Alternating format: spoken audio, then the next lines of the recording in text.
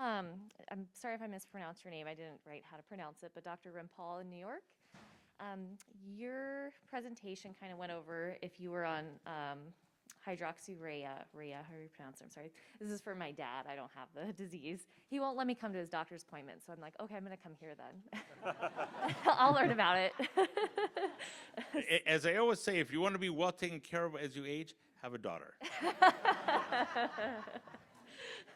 So if you start on hydroxyurea, some of your studies said that some of the JAK2 mutation medications and some of the inferion medications have shown a better long-term with controlling the blood counts and everything.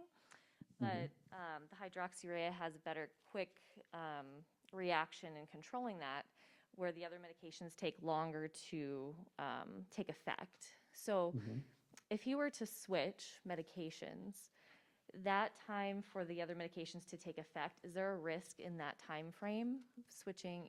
Or, you know, he had a very bad event with really bad blood clots, was on ECMO, all that stuff. So he's at very high risk. So I'm like, well, if switching that, if it's a better long-term outcome for him, is that better? But you know, that overlap time, have you had any experience with that? Yeah, so no, thank you, number one, for the question, right? You know, in practice, what we do is we overlap. We don't necessarily stop one medication and start the other. We always have an overlap. With ruxolitinib, this doesn't tend to be, in my experience, as long because ruxolitinib does have a relatively quick onset of its effect. With interferon, often it's not unusual that we're overlapping with hydroxyurea for months, right? But exactly to your point, we don't want to leave patients in a position where their numbers are unchecked while we're waiting for a drug to work.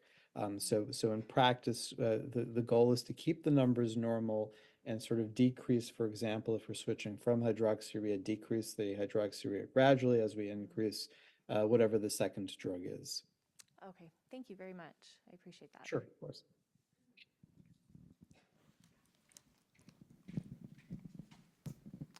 Hi, I think probably any of you can take this one. But I've been on Pegasus for 23 years. And it actually, when it started in 2002, it was just straight up interferon. And then I got about a 3-year break where the allele burden went down to 0 and good numbers and everything. Then I started ramping back up again. Then Pegasus was available. And now Pegasus is starting to lose its effectiveness. And just curious with the Beresme, which is the 2B versus 2A, does my body see that as something totally new and I start back up again like I was in 2002? Or because of all the years of interferon, is it likely that Beresme would kind of, not be as effective? Polycythemia, I'm sorry. Well, maybe I'll take a first stab at that. So for those less familiar, the ropegulated interferon alpha 2B or Beresme, very much is a similar drug to pegylated interferon alpha 2A or Pegasus, but still they're slightly different. So a pegylation is like a carbohydrate molecule kind of attached to the interferon so that it releases into the body a bit more slowly.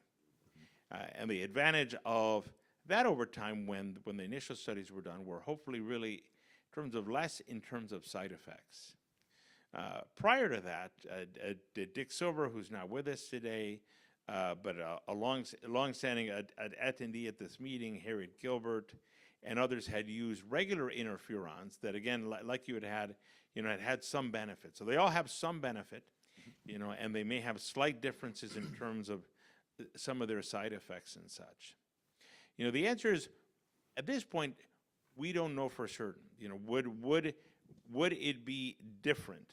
Because sometimes the medicine stops working because the disease is evolving and it may be less responsive to interferons as a class, as opposed to a typical mechanism of drug resistance.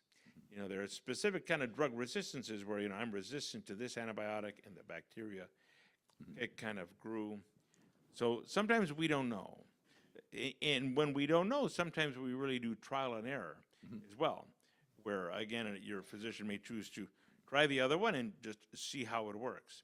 You know, they're similar, but they're different enough that there are people that do find their experience with one drug versus the other to be a little different in terms of side effects, in terms of effectiveness. Naveen, any thoughts up between those two? Yeah, first of all, a round of applause for you, Pegasus, interferon for a quarter of a century. How about that? I just want to shout out that. I really appreciate Ruben's comments based on your question because, you know, the interferons have evolved, right? This is what's old is new again. So you're the exact history of that. The first interferon you mentioned, just to remind people, you probably took it 3 times a week, is that right? Correct. Ooh, that must have been difficult, at least in the beginning, but you managed that, you weathered that.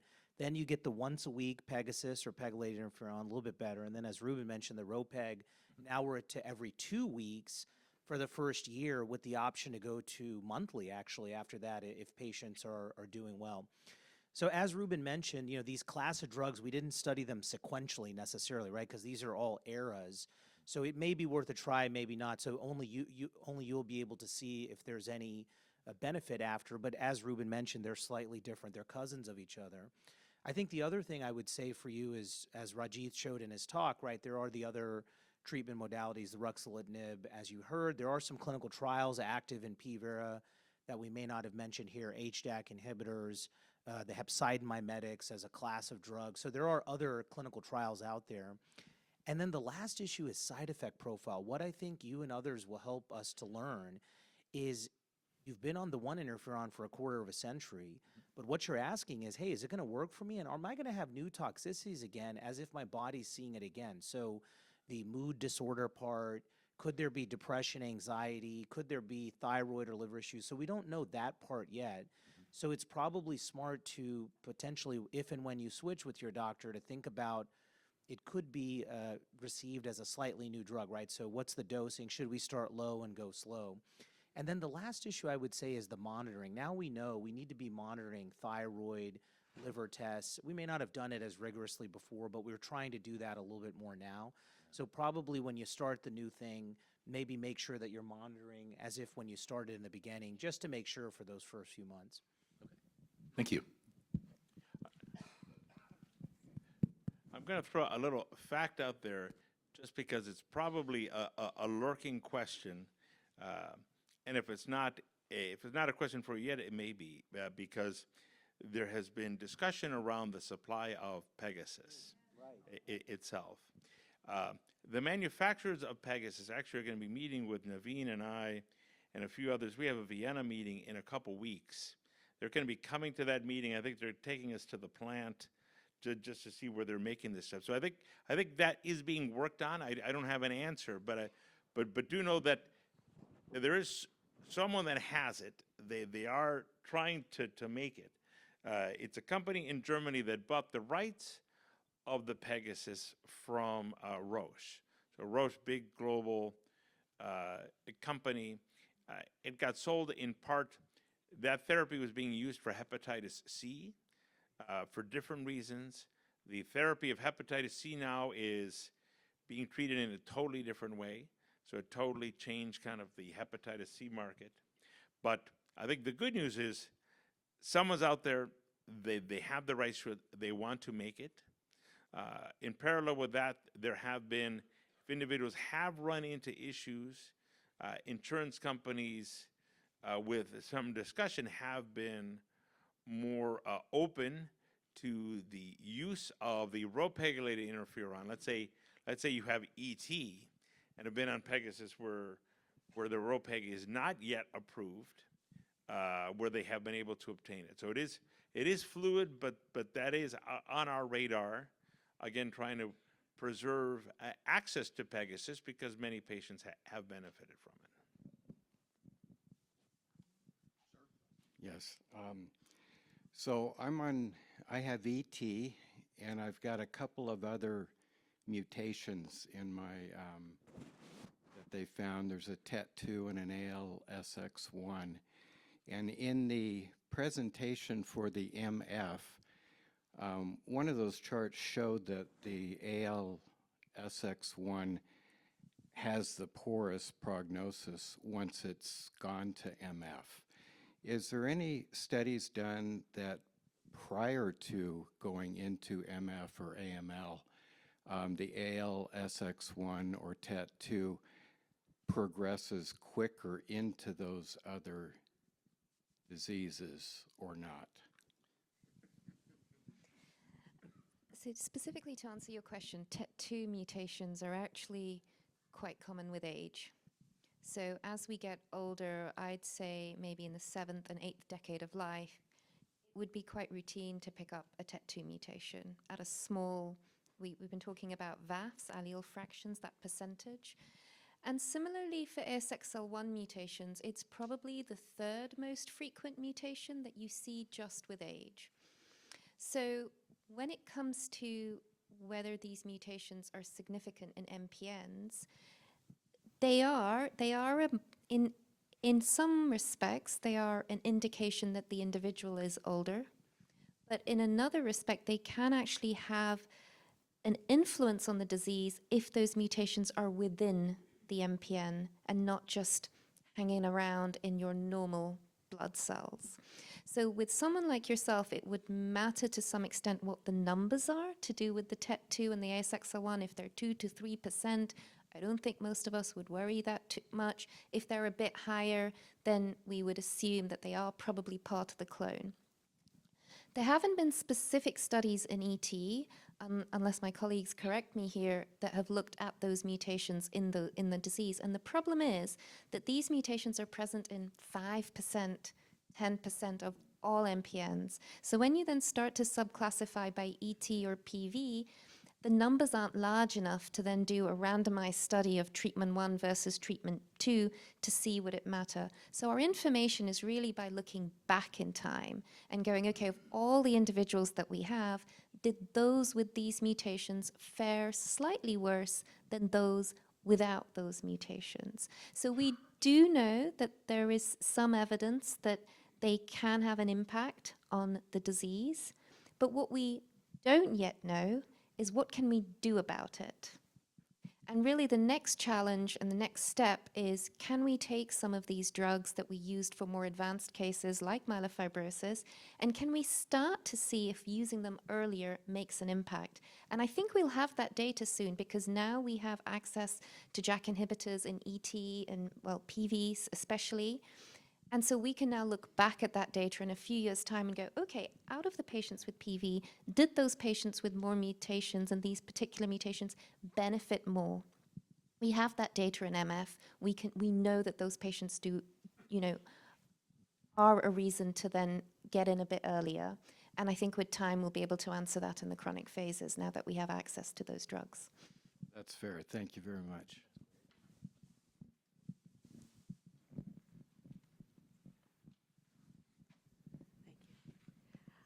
I was wondering, a general question, how will the recent changes politically affect the clinical trials and funding of clinical trials, and also the availability of medications? I'm going to leave that question to the Americans.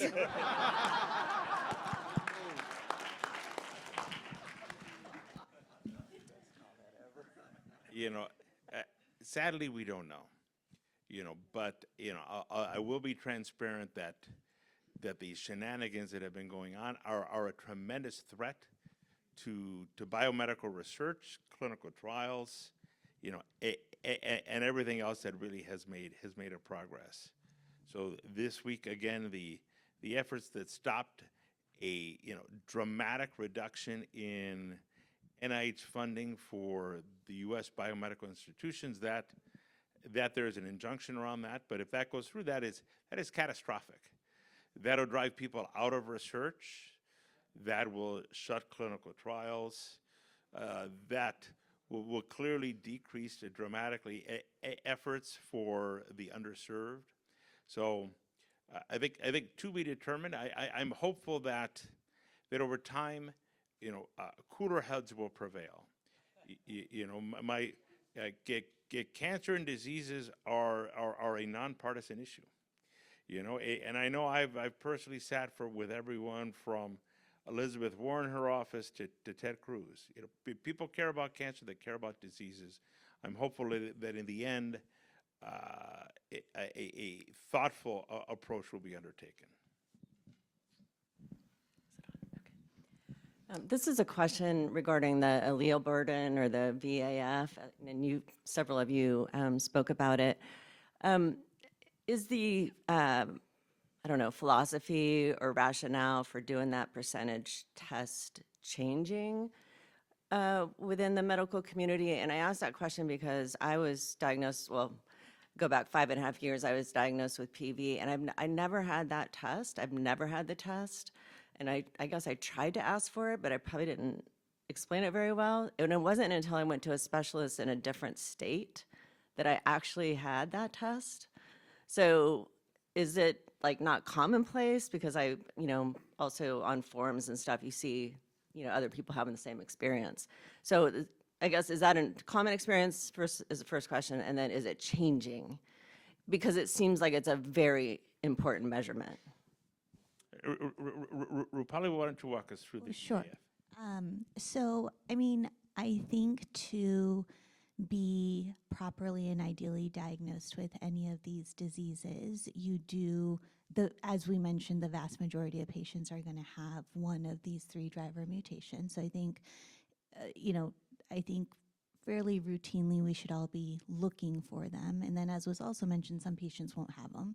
But leaving those patients aside, I think we're lucky to work in labs where our hematopathology colleagues and the labs who give us that information when we send them a bone marrow sample or a blood test sample automatically give us that information. And I will say right now in routine day-to-day practice, I note what is happening to the VAF, but I don't yet know sort of in real time in practice right now what to do with the changes in those numbers. I think we need more data from a lot of the trials that we all chatted about to see if we can act on or change treatment based upon delta in the VAFs and things like that.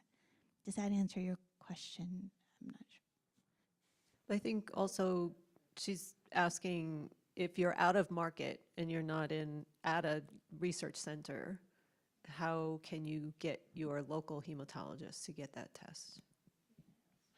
So I would say that, so one, there's 2 types of tests. You could think that there's one that's kind of a yes-no answer. And then like a pregnancy test, pregnancy positive or negative. But they can also, in that same example, they can measure the level of that hormone and give an exact number for the beta HCG. And the VAF is kind of the same story. The issue is that not all of the cells will have the mutation. So I use the analogy, that if you have 100 cells, the VAF is, how many out of that 100 really have that mutation. Now, most of the commercial labs will offer both tests. So, pretty much every doctor in the U.S. should be able to order either one. There is a qualitative, meaning yes, no, for the JAK2, or a quantitative. Sometimes there's a broader panel that, again, they'll look at what's kind of called the myeloid panel, where they look at 50 genes, and then in each of the genes, they look at the variant allele frequency for each of those.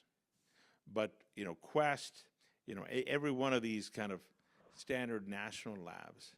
So, again, if they're confused about it, sometimes what you can do as well is for these big national labs, Quest, Mayo Med Lab is another broadly available lab. You can actually go online, find the test code, and say, here's the test code. Mayo Medical Laboratory test number 34624. And there are tests like that again, they will use that, that you can get an exact number. I do want to add one other point for your nice question, as my colleagues were saying, because I've been thinking about VAF. I showed you that slide. That was 26 years ago, that slide I showed you where I was first thinking about VAF.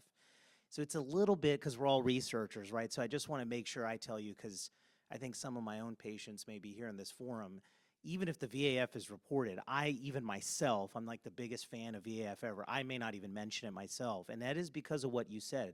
our understanding is changing from her discoveries to the time of the clinic. We're now understanding what it means.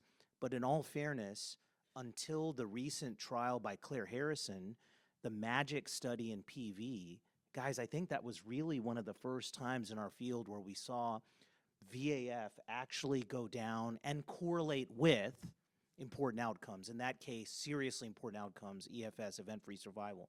So for the first doctor who wasn't checking it, I mean, I'm going to go ahead and say it's okay, right? I mean, it's an academic thing. As Dr. Rupali said very nicely, and as Ruben said, you know, it's good to have it. We're checking it. And now for the first time, that particular trial was ruxolitinib and PV after hydroxyurea. The goal and the dream is for the VAF to not only matter to us, but for you. Take, for example, a cousin disease, CML, chronic myeloid leukemia. There, the VAF matters. If you have a high BCR-ABL, you'll have it at diagnosis. You're taking your Gleevec or whatever medicine, it's coming down. It correlates with response. We're not there yet.